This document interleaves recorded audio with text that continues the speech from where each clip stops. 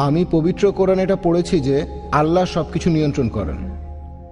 তখন আমাকে একজন বলেছিল, যেহেতু আল্লাহ সবকিছু নিয়ন্ত্রণ করেন, তাহলে আমি যদি কোনো পাপ করি অথবা কোনো ভালো কাজ করি, আল্লাহ সেটাও নিয়ন্ত্রণ করছেন। আর আমি একজন মুসলিম নাকি অমুসলিম, অন্য কোনো ধর্মের, আল্লাহ সেটাকেও নিয়ন্ত্রণ করছেন। আমি যুক্তিটাতে ঠিক পুরোপুরি সন্তুষ্ট না, তবে এ সম্পর্কে আপনার মন্তব্যটা চাই।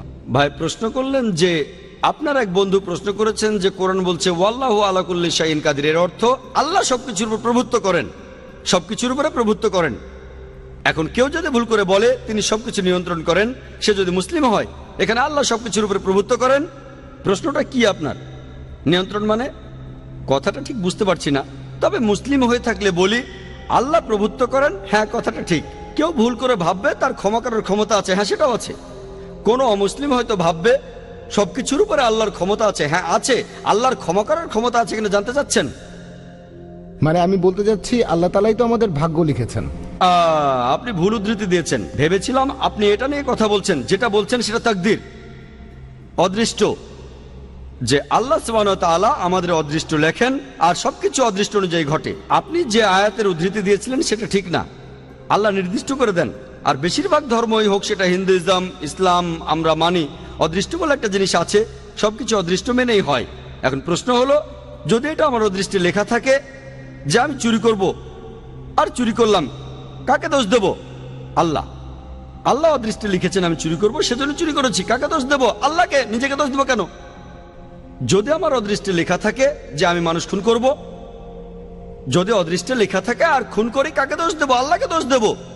যদি আমার অদৃষ্টে লেখা থাকে আমি অমুসলিম হব, অমুসলিম হলাম, কাকে দোষ দেব? আল্লাহকে। তাহলে আমি দোজখে যাব কেন? ভাই আমরা কদর অর্থাৎ অদৃষ্টে বিশ্বাস করব, কিন্তু মানুষ এটাকে বুঝতে ভুল করে যে এই অদৃষ্ট কি। আর যেমন ধরেন, একটা উদাহরণ দিচ্ছি, ধরেন একটা ক্লাস, সেখানে 100 জন ছাত্র আছে, আর বছরের শেষ দিকে ফাইনাল পরীক্ষার আগে টিচার বললেন তুমি হবে ফার্স্ট ক্লাস ফার্স্ট, তুমি পাবে সেকেন্ড ক্লাস, আর তুমি ফেল করবে। তারপর ফাইনাল পরীক্ষা হলো, পরীক্ষা শেষ, রেজাল্ট বের হলো, প্রথম জন ফার্স্ট ক্লাস ফার্স্ট হলো, পরের জন সেকেন্ড ক্লাস, আপনি ফেল করলেন। উদাহরণ দিচ্ছি, কিছু মনে করবেন না। এখন আমি আপনাকে প্রশ্ন করি, যে ছেলেটা ফেল করেছে, যে ছাত্রটা ফেল করেছে, সে কি টিচারকে বলবে যেহেতু আপনি বলেছিলেন সেজন্য ফেল করেছি? আপনি কি টিচারকে দোষ দেবেন? না। যেহেতু টিচার 1 বছর পড়িয়েছেন, তিনি জানেন যে এই ছাত্রটা খুব মনোযোগী, ঠিকমতো পড়াশোনা করলে সে ফার্স্ট ক্লাস ফার্স্ট হবে, সেকেন্ড ক্লাস, এটা ফাঁকিবাজ, ঠিকমতো লেখাপড়া করে না, ফেল করবে। টিচার অনুমান করেছিলেন বলেই কি তাকে দোষ দেবেন? না। একইভাবে আল্লাহ সুবহানাহু ওয়া তাআলা, তিনি এই টিচারদের চাইতে অনেক বড়, তার আছে ইলমে গায়েব, তিনি ভবিষ্যতের কথাগুলো জানেন, তিনিই হলেন সবচেয়ে বড় টিচার। তবে আল্লাহ তাআলা, তার রয়েছে ইলমে গায়েব, তিনি জানেন যে ভবিষ্যতে কি হতে যাচ্ছে, আল্লাহ তাআলা আগেই সেটা লিখে রাখেন।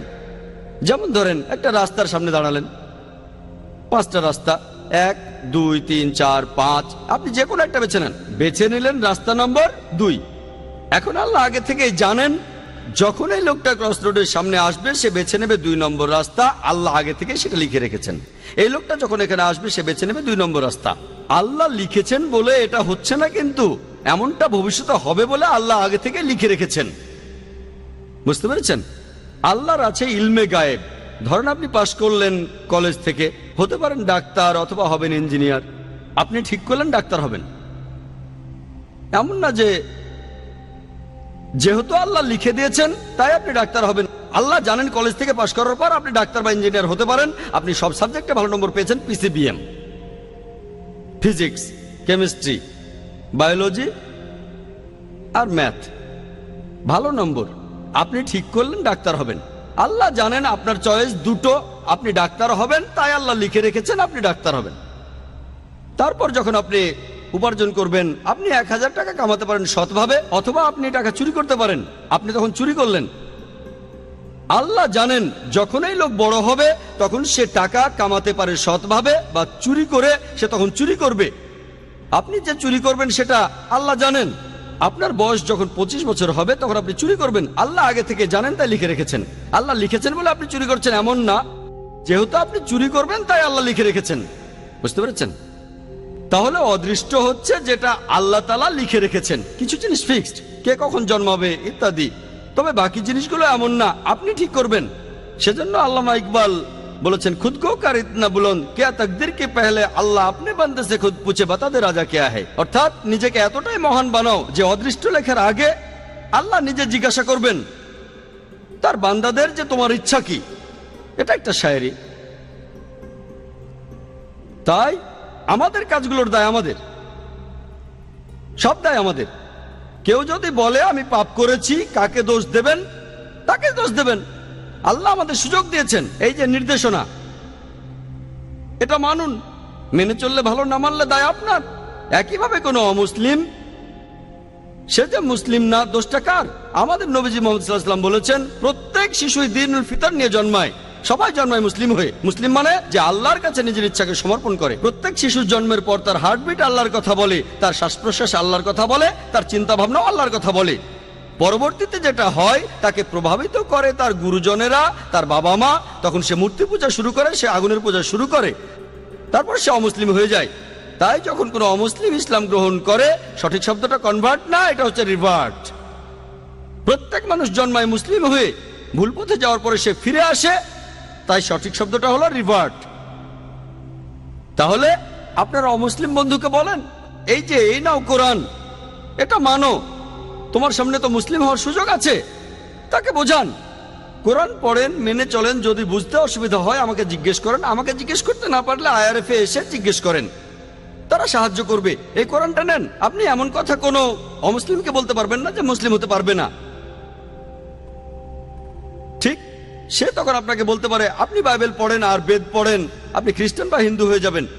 আমার ভিডিও ক্যাসেট দেখে তর্ক করতে পারেন। দুই দিকে, এটা two way traffic, one way না। আমরাও তাদের একই কথা বলবো, এই যে বাইবেল এটা পড়ে না, তারপর দেখেন আমি আপনাদের চাইতে বেশি খ্রিস্টান, ঠিক না ভুল? তাহলে two way traffic, one way না। এখানে সবার জন্য সমান সুযোগ। ওয়ান ওয়ে ট্রাফিক ঠিক না। আমরা সবাইকে সমান সুযোগ দেব। আল্লাহ আমাদের ব্রেন দিয়েছেন, আমাদের বুদ্ধি দিয়েছেন। আমরা মানুষরা যে অনেক উন্নত, কারণটা এই না যে আমরা অনেক হ্যান্ডসাম। আমাদের ব্রেনটা ব্যবহার করতে হবে সত্যের পথে আসার জন্য। আপনারা অমুসলিম বন্ধুকে বলেন, হ্যাঁ আল্লাহ আমাদের সবাইকেই সুযোগ দিয়েছেন, আমরা বেছে নিতে পারবো।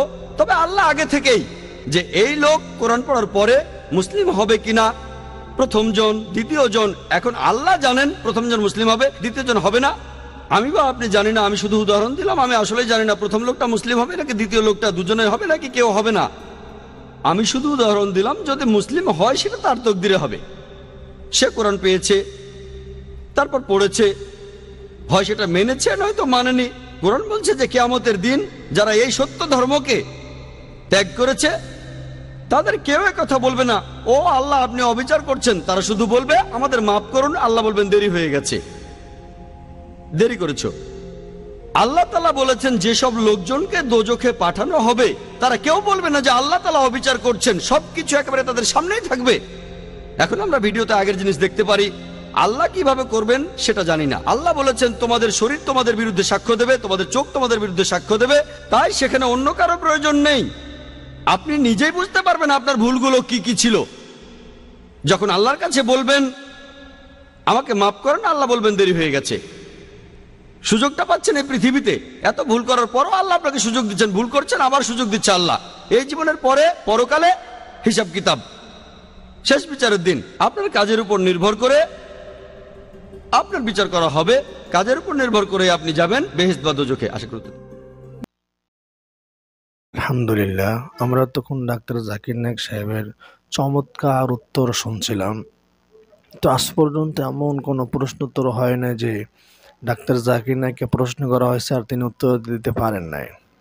ডাক্তার জাকির নায়েক সাহেবের কাছে প্রশ্ন করা হয়েছিল যে আপনি এত সুন্দর উত্তর কিভাবে দিতে পারেন। তো এবং তার মেধা সম্পর্কে জিজ্ঞাসা করা হয়েছিল এবং তিনি কতটুকু লেখাপড়া করেন সে সম্পর্কে তাকে একটা প্রশ্ন জিজ্ঞাসা করা হয়েছিল। তো তিনি বলছিলেন যে যখন আমি ডাক্তারি লাইন লেখাপড়া করি তখন আমি দৈনিক 5 ঘন্টা ঘুমাতাম, বাকি টাইম লেখাপড়ার মধ্যে ব্যস্ত থাকতাম। কিন্তু যখন দাওয়াতের লাইনে আসলাম এখন আমি দৈনিক 3 ঘন্টা ঘুমাই। চিন্তা করছেন, দৈনিক 3 ঘন্টা একটা লোক ঘুমায়, বাকি সময় মেহনত করে। আপনি ডাক্তার জাকির নায়েকের আগের একেবারে পূর্বের লেকচার দেখবেন যে তার শরীর চিকনা চাকনা, মনে হয় অনেক পরিশ্রমী। কিন্তু এরপর হয়তো তিনি পরিশ্রম কমায় দিয়েছেন, তার স্বাস্থ্য ভালো হয়েছে। তো যাই হোক, তিনি অনেক পরিশ্রম করতেন, অনেক মেহনত করতেন, আর তার মেধাও আলহামদুলিল্লাহ মাশাআল্লাহ, আল্লাহ তাআলা অনেক মেধা তাকে দিয়েছেন। তো ডাক্তার জাকির নায়েক বলছেন যে এই দাওয়াতি লাইনে আসার আগে তাকে কেউ কিছু প্রশ্ন করলে তিনি তোতলামি করতেন, তোতলে তোতলে কথা বলতেন, সুস্পষ্ট সুন্দরভাবে কথা বলতে পারতেন না। কিন্তু যখন এই লাইনে তিনি আসলেন, আল্লাহর কাছে দোয়া করলেন, আল্লাহ তাআলা তার সেই তোতলামি দূর করে দিয়েছেন। এই জন্য দেখবেন ডাক্তার জাকির নায়েক সাহেব লেকচার দেওয়ার পূর্বে তোতলামি দূর হওয়ার জন্য আল্লাহর কাছে দোয়া করে, রব্বি ইশরাহ লি সাদরি ওয়া ইয়াসসির লি আমরি ওয়াহলুল উকদাতাম মিন লিসানি ইয়াফকাহু কওলি। আল্লাহ, আপনি আমার মুখের জড়তা দূর করিয়ে দেন। এভাবে তিনি দোয়া করতেন, আর তার সেই মুখের জড়তা দূর হয়ে গেছে। এবং তিনি যখন উত্তর দেন, ডাক্তার জাকির নায়েক বলছেন যে আমি যখন উত্তর দেই তখন আল্লাহ তাআলা আমাকে সহযোগিতা করেন। এই জন্য আমার উত্তর দেওয়াটা সহজ হয়ে যায়। আল্লাহ পাকের সাহায্য আর সহযোগিতা না থাকলে এত লক্ষ লক্ষ মানুষের সামনে কঠিন থেকে কঠিন প্রশ্নের জবাব দেওয়াটা সহজ হতো না। আল্লাহ তাআলা সহজ করেছেন বিধায় তিনি জবাব দিতে পারেন। এর ক্রেডিট সব আল্লাহ তাআলার জন্য। ডাক্তার জাকির নায়েক সাহেব এখানে কোনো ক্রেডিট নেই। তিনি নিজেও বলেন যে সমস্ত প্রশংসা আল্লাহ তাআলার জন্য। তো ডাক্তার জাকির নায়েক সাহেবের সমস্ত প্রশ্নোত্তর যদি আপনার ভালো লাগে থাকে, আপনি আমাদের চ্যানেলটি সাবস্ক্রাইব করতে পারেন। আমাদের এই চ্যানেলে এরকম সুন্দর সুন্দর ভিডিও পাবলিশ করা হয়, যাতে করে মুসলিম অমুসলিম সকলেরই উপকার হয়। প্রশ্নোত্তর শুনলে আপনার অনেক কিছু জানা হবে, অনেক কিছু শেখা হবে, এবং আপনি অন্যের সাথে কথা বলতে পারবেন। অন্যের সাথে বুদ্ধিমত্তার সাথে কথা বলে মানুষদেরকে আকৃষ্ট করতে পারবেন, মুগ্ধ করতে পারবেন। মানুষ আপনাকে ভালোবাসবে, আপনাকে শ্রদ্ধা করবে। তাই চ্যানেলটি সাবস্ক্রাইব করে রাখুন, এবং ভিডিও আসলে প্রত্যেকটা ভিডিও আপনি দেখবেন, অন্যকে দেখার জন্য শেয়ার করে দিবেন। আল্লাহ তাআলা আপনি আমাকে ভালো রাখুন। আর শেষে দোয়া করছি, আল্লাহ তাআলা ডাক্তার জাকির নায়েক সাহেবকে সুস্থ রাখুন, সুস্থতার সাথে আল্লাহ তাআলা দীর্ঘজীবীর সাথে দ্বীনের কাজ, কোরআনের কাজ, ইসলামের কাজ করে যাওয়ার তৌফিক দান করুন। বলুন আমিন।